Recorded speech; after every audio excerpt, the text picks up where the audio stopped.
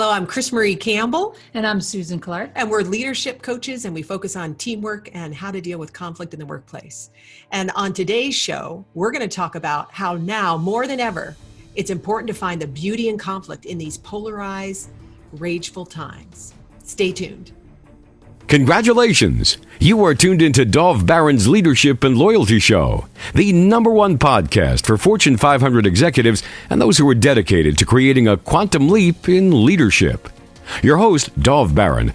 He's an executive mentor to leaders like you, a contributing writer for Entrepreneur Magazine, CEO World, and he's been featured on CNN, Fox, CBS, and many other notable sites. Dov Baron is an international business speaker who was named by Inc. magazine as one of the top 100 leadership speakers to hire. Now, over to Dov Baron. Welcome, dear friends, fans, and fellow aficionados of leadership excellence. Thank you for joining us on this episode of Leadership and Loyalty Tips for Executives. Let me ask you, what do you need to do to up-level your leadership? Well, we're living in a time that, at least in modern history, I don't know that we've seen this level of conflict. It seems to be on every corner. There's unprecedented levels of tension, and we're not all good at facing or dealing with that tension, let alone finding the beauty in it. But we are about to discover how we can find beauty in conflict on this particular episode. I'm the host. My host, that would be me. Okay, I'm telling myself. Welcome to today's show. This is me introducing me. I'm Dov Baron, I'm your host. And I am the Dragonist.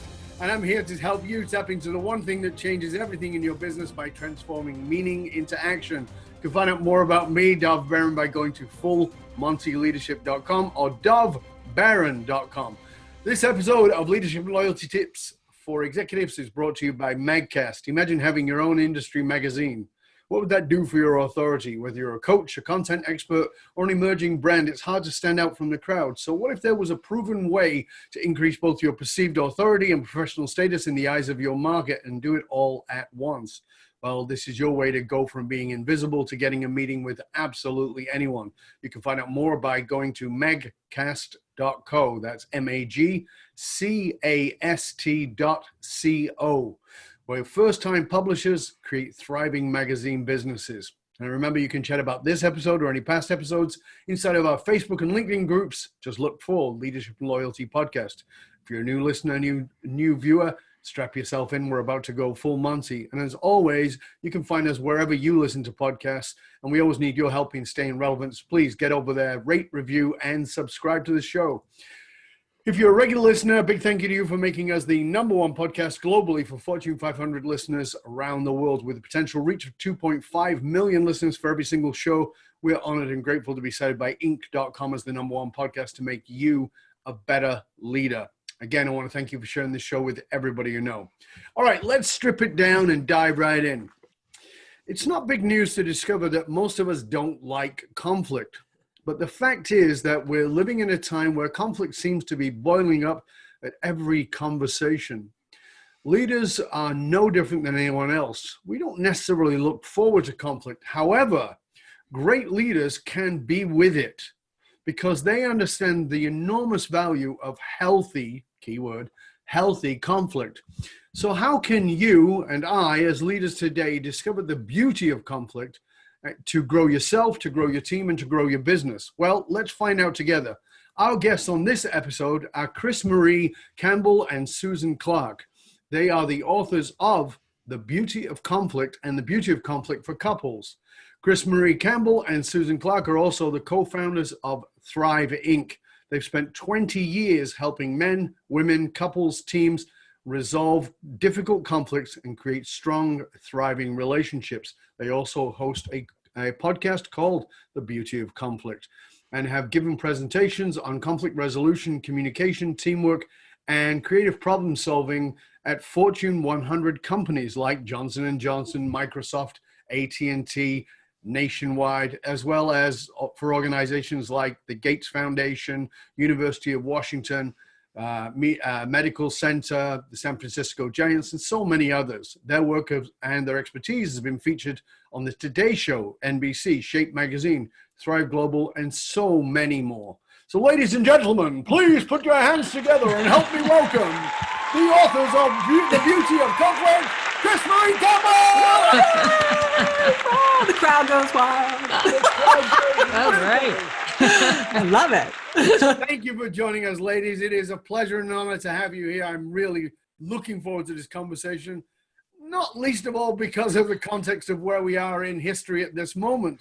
However, where we always like to start the show is by asking this question: who might we not know? Who might we not have considered who maybe has been a major influence on you and on your leadership? You know, it's easy to say, well, you know, Martin Luther King or JFK or whoever it is, but very often I find that the people who've had a significant influence on our leadership are people that others don't know. And it's always nice to give them a shout out so you can say, you should listen to this show. We mentioned you. Who is it? Maybe they're dead. That's possible too. Oh gosh. Well, you know, it's kind of interesting. I don't mean to, you know, give a plug. This is CrisMarie. Susan actually is a huge influence on my leadership because she actually taught me the value of conflict. And that before then I was kind of a pleaser, an achiever, and, you know, looked good on the outside, felt like a fraud on the inside. And she really helped me bring my voice forward in a way that transformed the choices I made, how big a game I played, and, you know, who I could speak up to. So it was really, sorry to put the pressure on you there, Susan, but it really did transform my life 20 years ago. So that's fantastic. Thank you. That's awesome. What about you, Susan? Well, you know, I'd have to say the person I'd want to give the shout out to right now is, for me, it's Bennett Wong, who was a mentor and a person in my life that came into my world at a time when I was lost, didn't understand, and listened. And he, you know, kind of told me, you can do this work. I thought I was dying. Later, he said to me, you know, I had a hard time with you because I actually couldn't figure out why you wanted to live. But I just kept telling you that we should have a conversation about it. And you kept showing up. And he was the person who most influenced me and taught me how I was remaining a victim, and turned it around. And for that, I am forever grateful. So he would be very cool. Thank you very much. And I happen to know the person you're talking about. It's a neighbor. So you guys have worked with some of the top organizations in helping them to understand the power and beauty of conflict. Tell us a little bit about where that came from and how you really got into this work, because as I said, I don't think that too many people are particularly comfortable or look forward to conflict. So talk to us about how you came into this work and how it's evolved.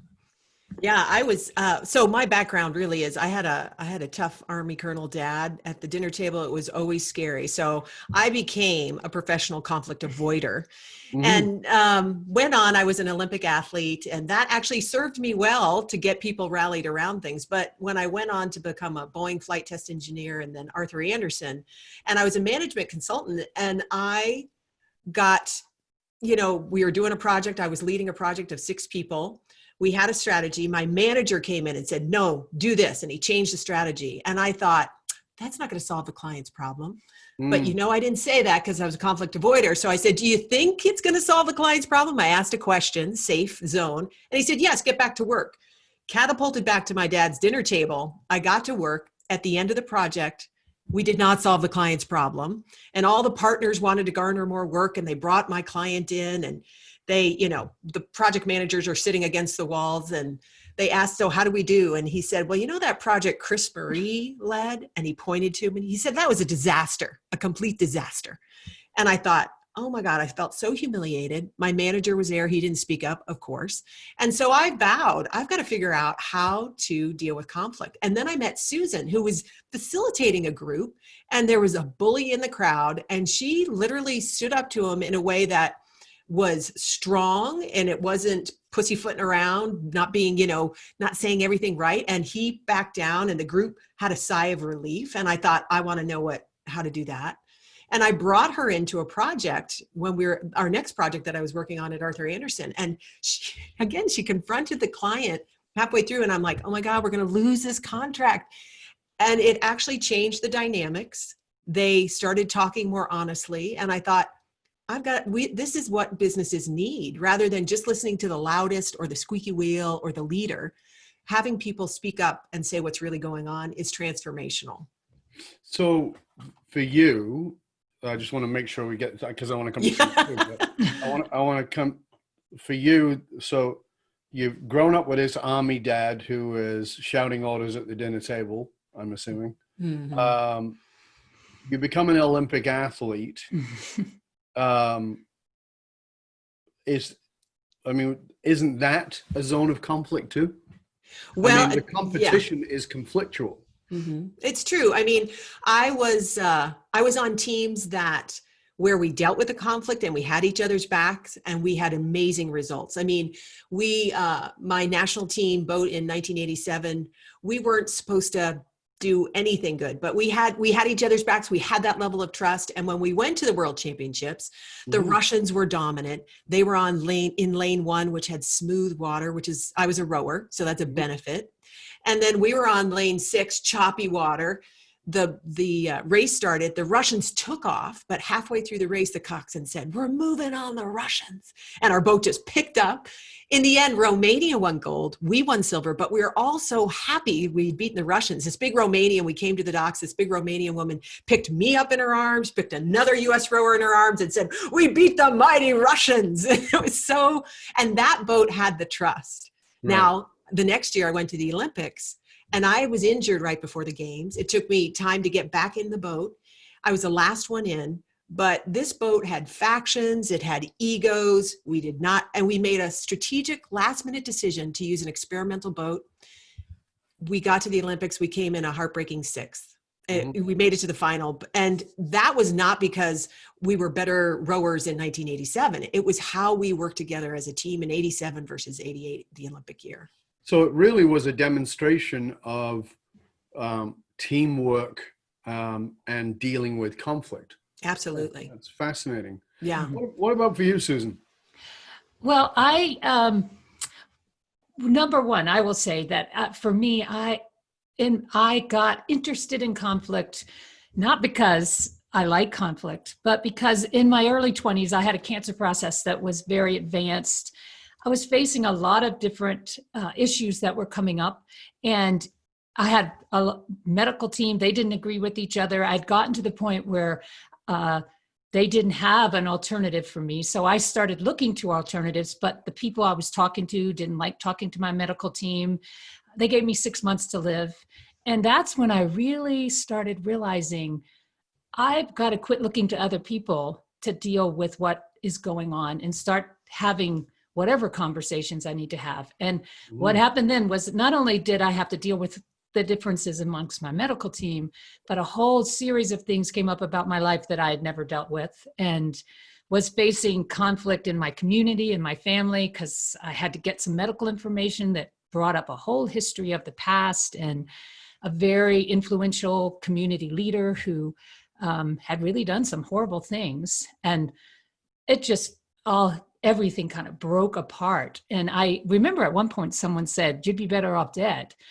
And at that moment, I was like, wow, people would rather me be silent than deal with this. So, and I thought I actually was ready to do that at some level, but I ended up moved 3,000 miles away and started to deal with all the stuff that I needed to deal with to get my life back. And that involved a lot of conflict on the inside, on the outside, between people. And so I started spending I got passionate about, wow, when conflict actually surfaces and gets talked about, it's not comfortable. It is messy. And it was a 10-year gap in some relationships in my family because of all the things that got torn apart. But I have no regret that I surfaced the conflict and that we faced it. So, and you got healthy. And I got healthy. There was that part, you know. So, bonus. Yes. Yeah. So, it's interesting because, you and I, all of us had conversations beforehand. And one of the things, I had talked about was I believe that healthy conflict is probably one of the most powerful things we don't learn. Yeah. And yet, I have my own set of theories about why we don't go there. I would, for the people who are listening, watching, who are saying, yeah, but, it's easy for you guys, or it's not so easy. Why do you think that people are so afraid of conflict? What would be what's your theory on why we're so reticent to even consider saying something that might cause a conflict, let alone having one? Well, I think, evolutionary wise, we grew up being a part of a tribe. And when we were a part of a tribe, we survived. Mm-hmm. And if I speak up and say something that you don't like, maybe you're going to attack me, maybe you're going to ostracize me. I think that is part of our primal brain. And just even what we learned about conflict growing up reinforces that. Like it wasn't okay to disagree with the colonel. So I learned, okay, I'm going to get hit or yelled at if I don't agree. So that reinforces at a nervous system level. So we've got the primal brain, the nervous system learning. And so to bring something up, I had to do a lot of unwinding of my childhood upbringing so that I could feel a modicum of safety to speak up. And that doesn't mean, I think also people want it to be comfortable. Mm-hmm. And you have to get to the place, no, this is going to be uncomfortable. It just is. And can you tolerate that level of discomfort? And a lot of times we have to build the capacity to hold for that discomfort. We don't come equipped. We didn't learn, like you said, we didn't learn this. So we didn't learn, I can hold, even though I don't know if you're going to be mad, if you're going to, reject me, whatever that is. Something, when I was in my late teens, I got involved in a sport that taught me conflict. But not in the traditional way. And the reason I want to bring it up is because it speaks directly to what you just said. And that is, I started boxing. Mm-hmm. And the rule of boxing is when a punch comes at you, you got to keep your eyes open. Mm-hmm. And there's nothing in your nervous system that says that's a good idea. Exactly. Right? Yeah. Nothing, right? Yeah. Like you're pulling your head out and you're closing your eyes. And you got to keep your eyes open so you can move out of the way. Right. And really, that's figurative for what you're speaking about, is keeping your eyes open, keeping your heart open, keeping your mind open in the space of conflict when you'd like to close it all down. Mm-hmm. Is that a fair analogy, do you think? Oh, I do. I think your brain's saying, danger, danger, run or fight. Danger, Will Robinson, danger, Will Robinson. Exactly. I also believe that inherently we don't like to feel helpless. No. And when you stand and reveal yourself, like put yourself out in a vulnerable way, it can feel like you are helpless. And most of us don't like that. So we very quickly go to who's right, who's wrong here? How do I get out of this place of where it's so freaking uncomfortable? And we have built especially our culture, is so defended and armored versus being willing to kind of drop in and say, I actually am terrified. I actually am scared. We get taught in leadership in particular, like you're supposed to be tough. And that's so destructive and counter to any kind of relational way. We often say you could be relational or right. You don't really get a choice there, and you have to choose one. Yeah. And, and that's tough. And as leaders, if you're getting paid a lot of money to look good and you think you're never supposed to cry or sweat or be scared, well, we've built those monsters, and we are those monsters because we often are afraid of showing our raw, open-hearted selves, But we, for me, we are living in a time that exemplifies the dysfunction of avoiding conflict.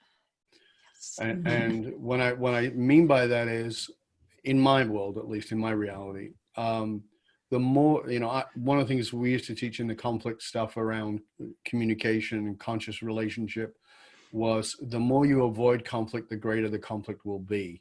The greater, greater your level of avoidance of it, the more explosive it's likely to be. Yeah. And people are like, what do you mean? And I used to say, avoiding conflict creates conflict. Yes. And they go, I don't understand. And today, as we sit together and we record this, you know, there have been riots in the streets in 2020. George Floyd was murdered by a police officer. I guess I have to say legally, allegedly murdered, because he's not been convicted. And it's not the first, and it's not the first protest. And here's, I want to address this piece with you guys, because I want to find out your point of view. Is conflict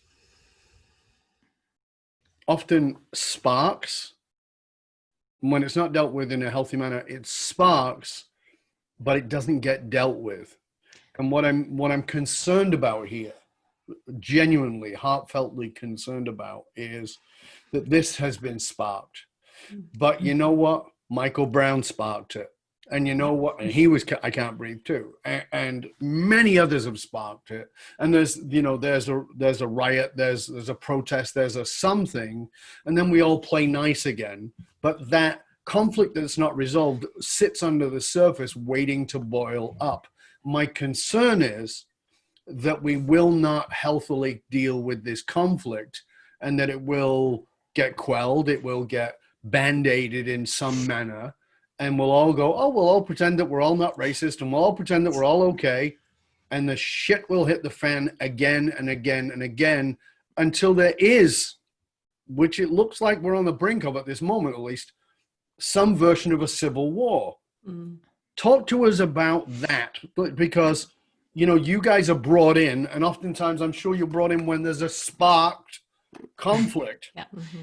That likely had been sparked before, but shoved under the rug, right? Yes. So talk to us about that in the context of what we're seeing in the world today, certainly in America today. Yeah. Sure. I mean, I totally am with you on that. I think this is a very key moment. And we have, both violence and silence are signs that people don't feel safe. Now, the bigger challenge here is what we tend to want to do after the blow up is try to make it safe to have a conversation. And then the reality of it is some of these hard issues like racism, you're not going to have a safe conversation. You're going to have to be willing to really hold in the fire in some pretty messy conversations. And I don't know that I am hoping we will be ready to do that. And it's not, people want to be trained in how to make it safe for people to talk. Well, the reality of it is that usually that means people go silent and don't actually say. And so that hate and that distrust goes underground. And as much as I don't like seeing someone yelling at me I don't like seeing that come up. When it comes up, I actually know it's the raw, real thing. And somehow I've got to have a space to let that person express their rage, for me to be able to listen, to hold that space. I'm not going to try to make it safe for me or safe. I'm going to say, okay, I mean, obviously I might try to say, let's agree on a few things, but we have to be willing to let it be ugly. And I don't know if we're really, it gets ugly on the streets, but then sitting around the table with the people that actually need to talk to each other, then I don't know if that's going to happen. And we really need to have that happen. You just said something that's so poignant, because, all of us who teach conflict resolution, teach communication, we talk about creating a safe space for the other. But we want to jump over this piece that you just talked about. So guide us, please, ladies, guide us in steeling ourselves in some way, shape, or form to step into the mess without wanting to pacify and quell and say, oh, it's okay, and I'll hold a safe space for you, but meanwhile I'm shitting myself, or you are, and we end up with violent silence is what I call it. We end up with violent silence, and again, the rug. And we like to tell ourselves that we've dealt with the conflict, but we've not actually done that. So guide us, if you could please, in any way, to how to be with the mess, how to be with the rage.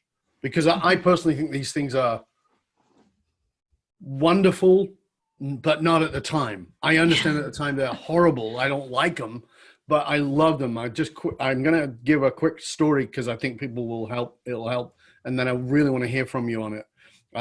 My wife was brought up as a good Christian girl by a Christian minister, who was a rageaholic. Her father was a minister, but he was a rageaholic. And so she learned to be a nice Christian girl and to shut up. To shut up because she needed to be a Christian girl, and shut up because her father could be violent if she wasn't. So I'm a passionate guy. You might have noticed that about me. I know I keep it pretty well hidden, but so if I'm pissed off, you know about it. It's okay. But if I'm ecstatic, if I see a beautiful flower, I don't go, "Oh, that's lovely." I go, "Oh my God!" You know what I mean? I'm ecstatic. And we were having a scrap probably a couple of months into our relationship, and maybe 3-4 months into a relationship. And I said something to her loudly, and and this nice, quiet Christian girl she would always shut down. And then one day we're in the hallway, and I said something to her, and she leaned in and she said, "Don't you ever!" And she started coming at me, right? And I just stood there for a moment, and I was silent. And it was very uncomfortable. But I said to her, and she told this story last week in an interview, I said to her, "Thank you." And she said, "For what?" I said, "For showing up. Thank you for showing up, for letting me know. And yes, I can see now that I was pushing your boundaries, but I need to know that you're in this relationship, and you just showed me you are."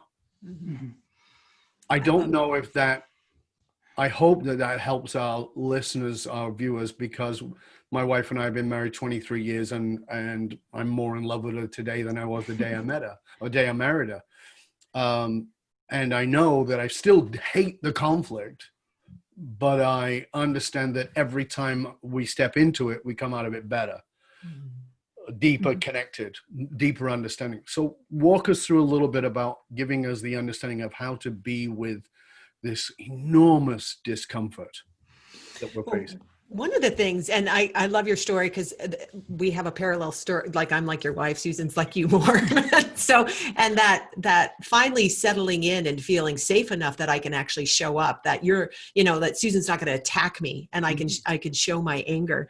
And I think that's what's so tricky is we have violence Velcroed with anger. And right now they are on the streets that way. You have angry people who are being violent, or at least the looters are. But in relationships, separating violence from anger and recognizing anger is important. It comes up when we've experienced an injustice. And believe me, the people that are protesting have experienced injustice. African Americans, anybody of different color with, the dominant being white, as right. They've experienced injustice. So it makes perfect sense that they're angry. And so but what happens as a recipient of anger is a lot of times I think you're going to hit me. And so I stop listening and I'm just bracing. And so we even talk about having a 2 minutes where you can actually vent your anger in a Vesuvius is one way to actually allow that energy to move. But there's boundaries, like you're going to do it for 2 minutes. You're not going to hurt yourself, me, or anything else. And, you figure out if you can say swear words. That is one simple tool to help people cultivate this willingness to allow the anger up and unvelcroing it from the violence. And then, because really feeling anger, it is a way, like we think actually feeling emotions, whether it's you're sad or you're angry, when you allow that energy to move through you, you get clear on what is really going on. And under anger is often fear or sadness. So being willing to express it is really powerful. A couple of things that come up in this discussion for me. One, the first thing is so often, like you talked about grew up with the very kind of anger, violence that she, the rageful minister, and then nice and polite. I mean, I am way more terrified of nice and polite than I am of a raging person. I mean, I was the only, well, one of the reasons I was the only white person in my high school. And I, on a regular basis during those days, would often get beaten up, slammed against the locker, held up, I remember the 2 weeks of Roots. It happened every day. And I felt like I deserved it. But I was actually very clear where I stood with people. Mm-hmm. People who hated me. I had some people who stood by me like rocks in this situation. I existed. I also even knew their anger was projected at me because I existed. Mm-hmm. When I left my high school and went to college, I was in a much different scenario. And I watched my dear friend, who was a Black basketball player, we played basketball together, get ignored. I remember thinking, she doesn't even get counted as a person. I mean, I didn't like being beaten up, but at least it's validation you existed. Yes. Yeah. And I really, so to me, I've always been someone who's like, I understand that rage and anger. I do not understand nice and polite because it covers up something. I don't trust it. Now, I have learned that there are nice and polite people out there. So I have,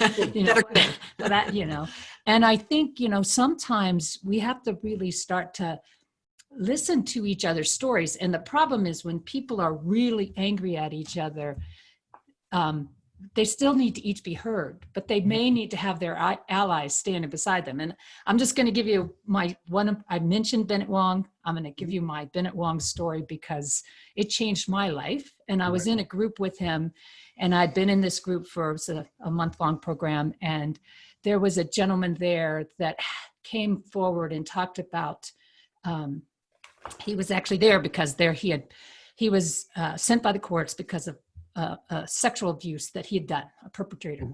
And I'd had a long history of violence. And the minute I heard it, I remember I was just freaked out. I was like, he cannot be here.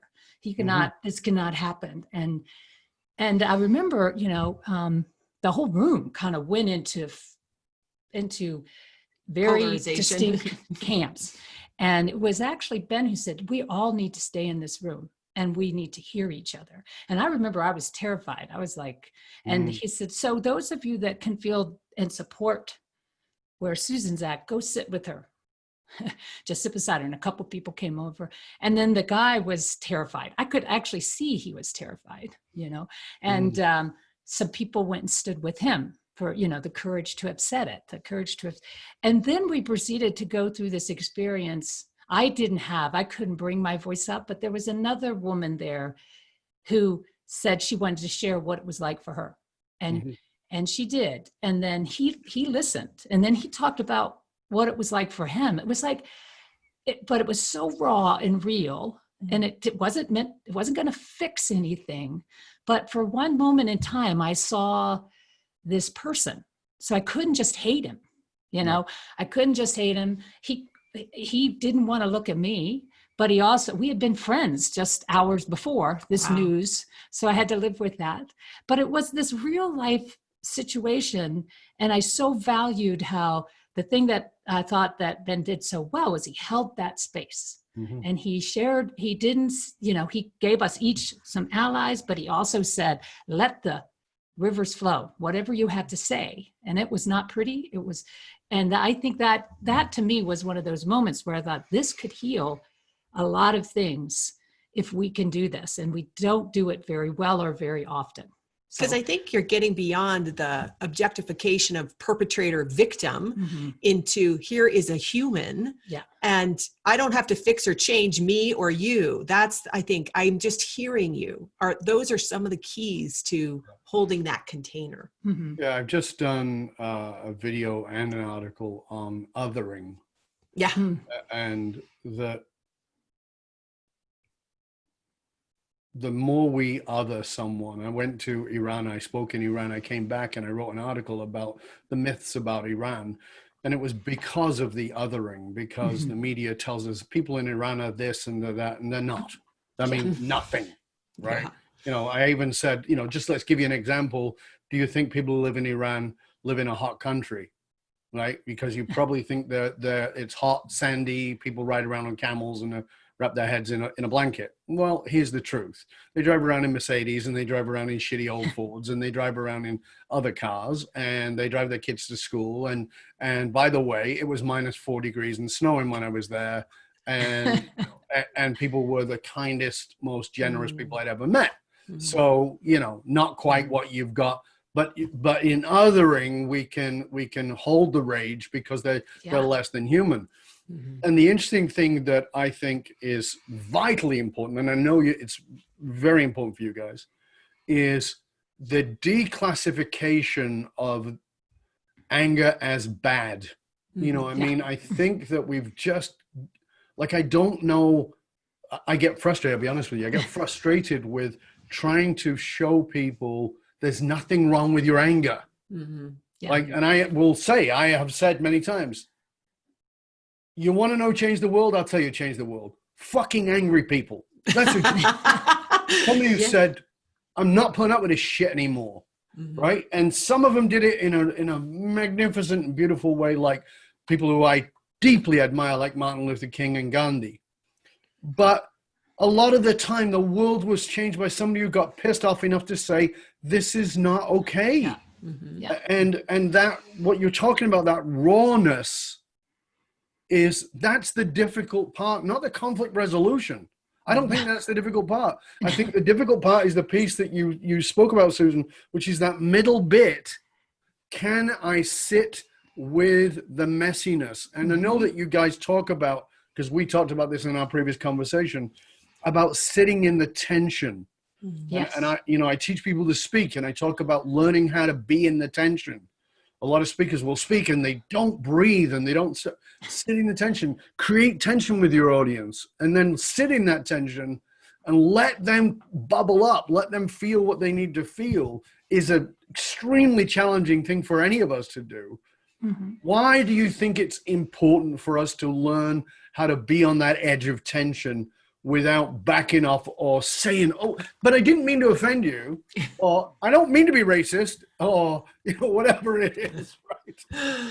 Well, one, I think, we can't help but be racist. We all have our cognitive biases. We as a species look for people that look like us. We're, acknowledging our prejudice is one way through it. Yeah. And I think that, it's that, again, that Velcroing violence with anger and thinking they're the same and getting comfortable with that energy, because you're right. When an injustice has been done, somebody's crossed my boundaries. I am rageful, but it's got such shame because we're uncomfortable. I think it's shame because we're uncomfortable with our own anger. Like I coach women leaders and I'm not angry. And it's like, really? You have so much to be angry at. There's so many. Oh, you might want to let your face know that. Yeah, exactly. Because it's coming out anyway. Your face looks like you are really pissed off. Oh, I'm really happy. Oh, good. All right. Yeah. Well, when you take a shit, it might be about 40 pounds. It's true. And I think it's because culturally we're not supposed to be angry, especially women aren't supposed to be angry, but men are scary if they're angry, and women are, difficult or too intense or aggressive.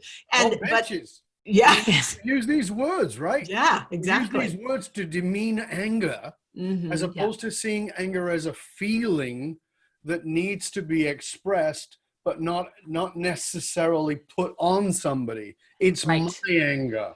Yeah. It might be my anger about you, but it's my anger.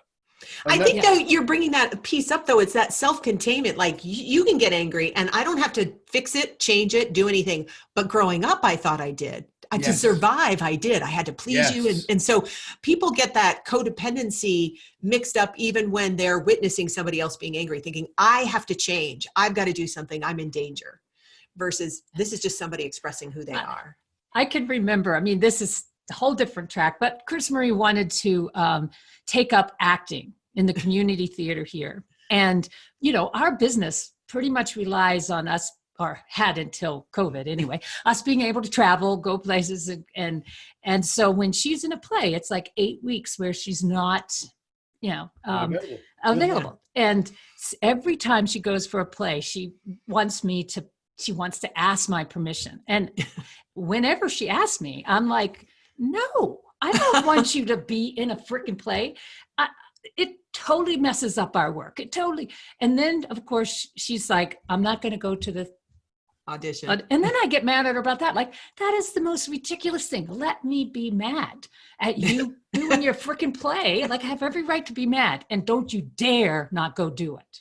Right. Don't you dare not go do, but it's been, I think people. That's such a great example, Susan, because you've just clearly demonstrated that I can be mad about something and it's got nothing to do with you. Yeah. With your choices. You've got to do what you need to do.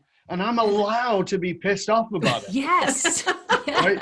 But it's like we have this weird, contorted, codependent ideas about, well, I'm not allowed to be mad because I want to support you doing something. I can support you doing it and I can be mad too. What? Mm-hmm. Is that crazy? Yeah. Oh, that's actually healthy. It is. I know.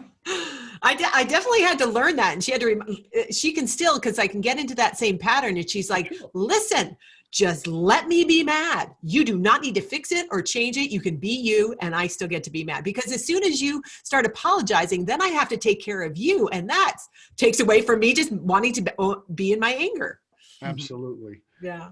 When I talk about conflict, and particularly in the context of what's going on in the world today, I will often say, I just done a piece around this, which is that I will never know what it's like to walk around in black skin. I won't. I can be the most empathetic person in the world. I won't. I'm married to a person of color. I still don't know what it's like, right? Mm-hmm. I traveled the world and spent time with people in different cultures, but I still don't know what it's like to walk around in a white man's world in another color skin. I don't know what that's like.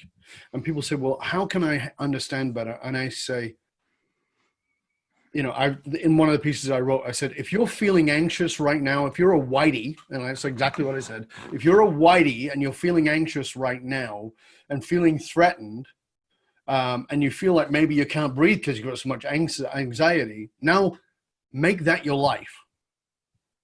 Make that your life, because George Floyd couldn't breathe. Michael Brown couldn't breathe. They're walking around with hypervigilance about shit that's going to go on. That's how you feel in this moment. It might be a day. It might even be a week. It might be a month, but it's not your life. Mm-hmm. For these people, it's life. And one of the things I will say to people is this, is you got to find a place that is not the same, because that's now I've got to cancel me and be you. I can't do that. Yeah, no. But I've got to find a place of familiarity to my what's common. So, the example I gave was that when I was 7, I went to a new school. Now I'm a white kid in a white school. I went to a new school, and I was in this new school, and I was all happy about being in my new school. And this kid came up and he went like this. He put his hand up. And it wasn't like talk to the hand. It was before those days were around. It was 5 fingers, and he didn't know what it meant. And then he punched me in the face. And I was like, okay, didn't know what that was for. And he said, and he counted off his fingers, the Jews killed our Lord. Oh, wow. And I went, well, first of all, I've not killed anybody, and I don't know who your Lord is. But, because so I had faced that level of prejudice. Mm-hmm. But as I said, my birth religion isn't on my face. It isn't on my skin. Yeah. Mm-hmm.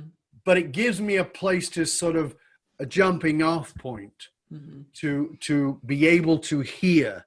And in conflict, isn't that what we've really got to learn to do? Is to learn to hear, not just hear with our ears, but to deeply listen at a cellular level. Mm-hmm. Yeah.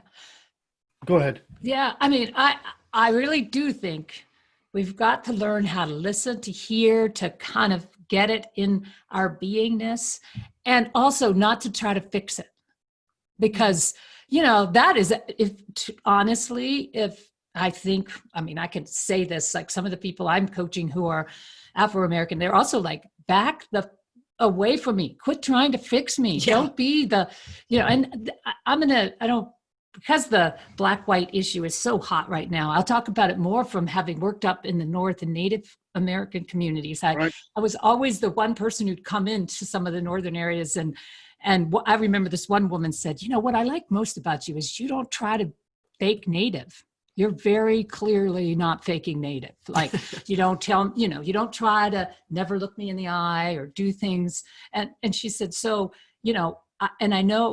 I think that's why people will accept you, because you're not trying to be me. You are trying to understand me. You ask me what's important to me, but you don't then try to become me. You stay you. And that, I think sometimes what happens in these type of situations is people try to overemphasize in their guilt. I call it, maybe it would be, white privilege guilt.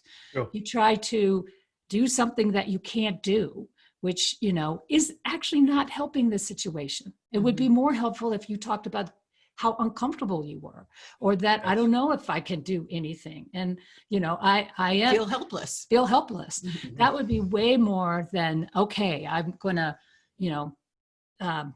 tell me how I can be your ally. Right. And it's like, well, actually, what would be more clear is tell me how scared you are. What is going on for you right now?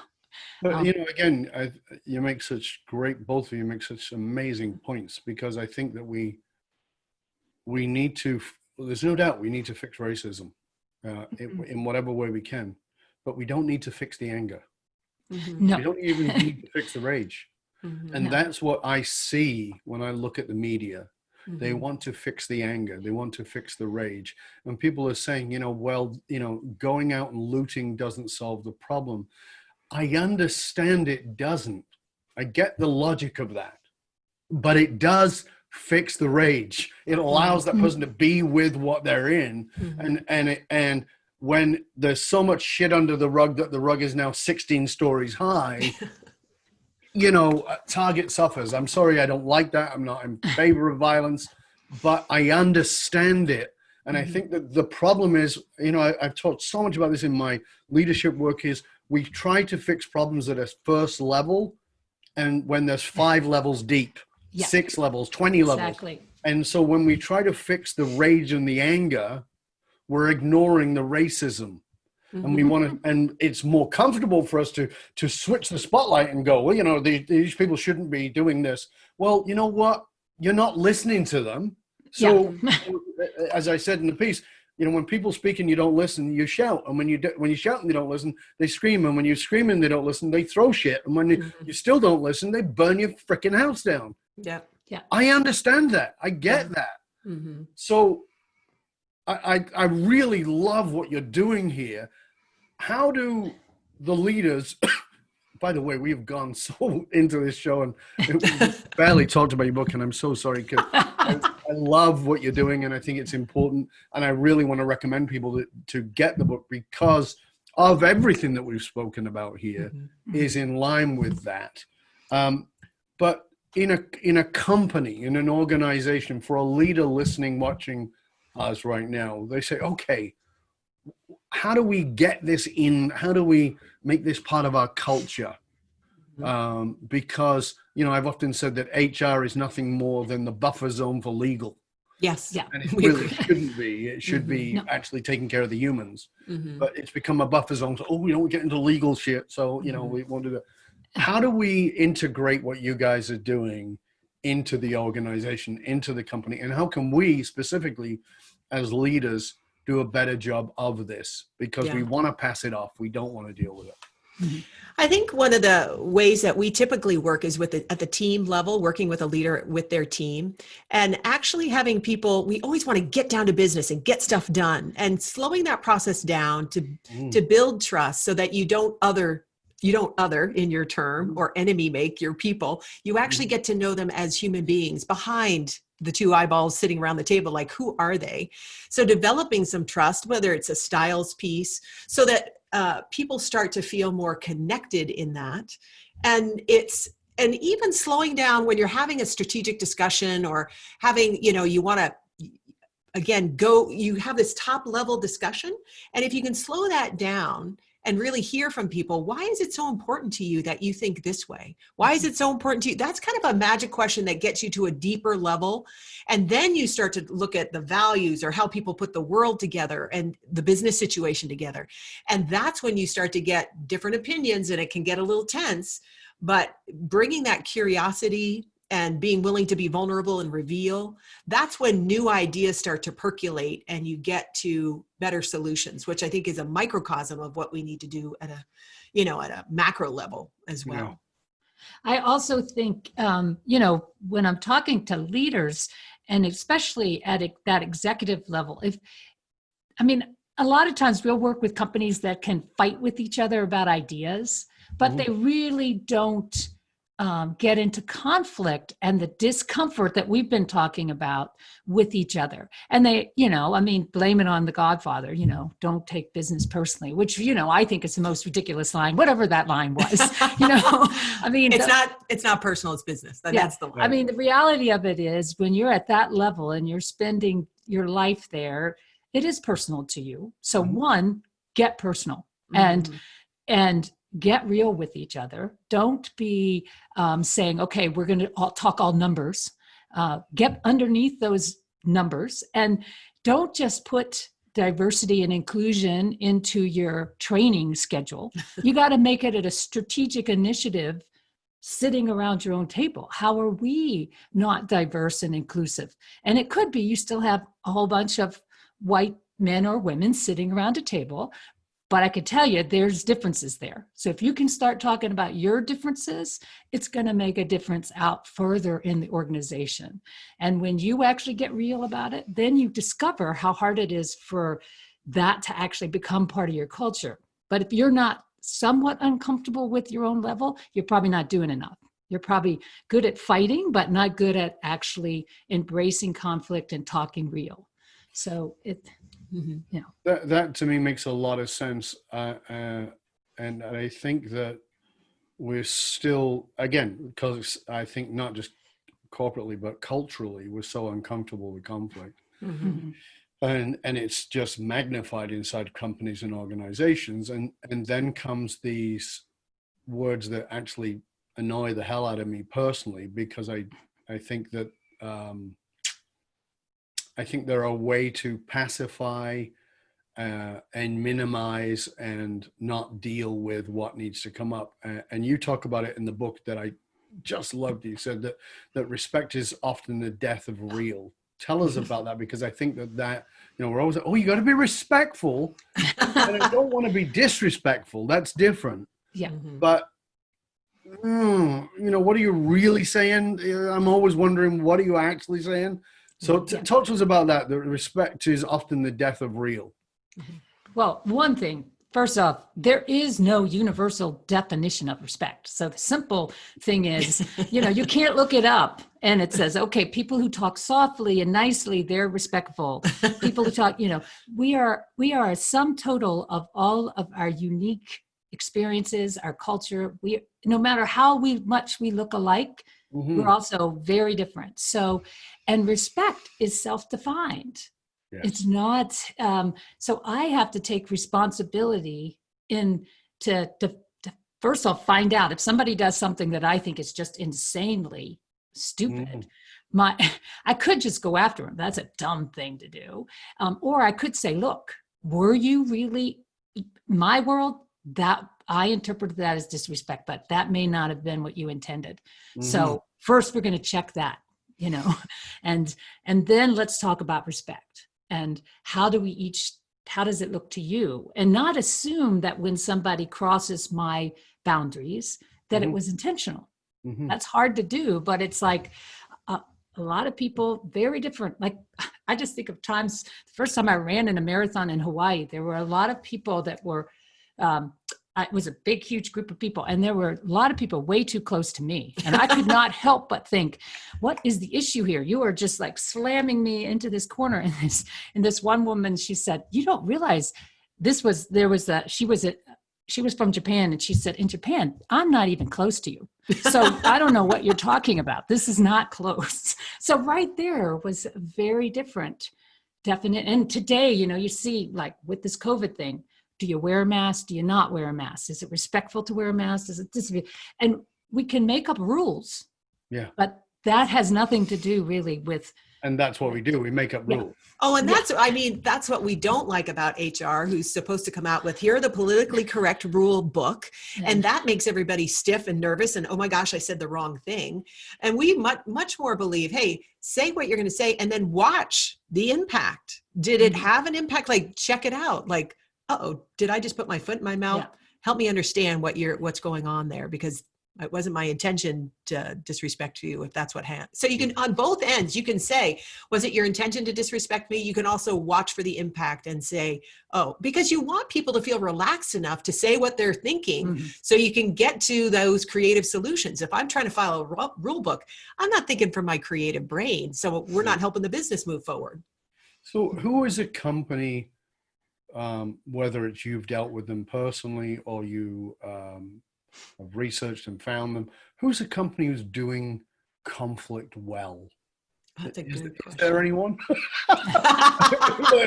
Well, let's look under this one. Is there a company that's actually, I mean, like we talked about cultures and, there was cultures that were talking about individuality, and Zappos did that very well. In the, we could talk about service, we could talk about all kinds of things, but the bottom line of them was, they wanted their people to be happy and you could just show up anywhere you want. And some of them showed up in Batman outfits or whatever it was. And that's cool, right? They were doing it well. They didn't just talk the talk, they really walked the walk. I'm sure there are companies talking about, yes, we need to embrace conflict. But is there anybody doing it at the Zappos level? Do you have a person? Conflict? I'll say two things. One, I don't know that I could, I dare say name a company, because then it kind of gets institutionalized. And the one thing I will say is we have been in companies. There's one company in particular. There's Cray. Oh, well, you just said it. Yeah. There was one company where Cray, which has actually now been purchased by HP. But we've worked with them over a series of years, their executive team level. And I just remember when they said, we now have people who watch us get into it and think, this is great. And they are now okay with their anger, expressing themselves. And it went across that culture. And they hit some pretty hard times, really hard times.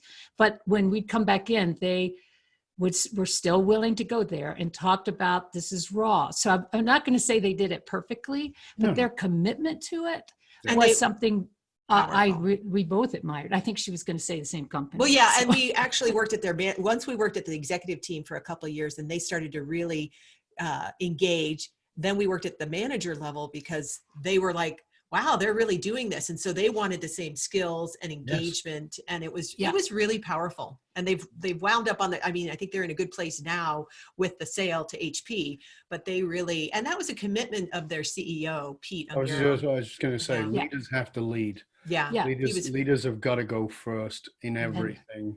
There's a great example of, not in a corporate sense, but in another sense for people to really understand this. As you know, we talked about that my wife and I ran a couples program for years as part of a group of programs that we ran. And we were running a weekend program that was not about the relationship program or any of that. But we were selling the package for all the different programs. And I said, I started talking about the couples program, and I said, well, weren't you two recently here? There was a couple in the audience. Were you recently at the relationship program? And they said, yes. I said, would you mind standing up? So they stood up and they faced the audience and they got the microphone and they're standing there. And she said, I dragged him to the couples program. That's her exact words. She goes, because I was ready to divorce him. Because it was like, we either do this or we're over. And she said, because I was just so sick of fighting and getting nowhere. And I just didn't feel heard.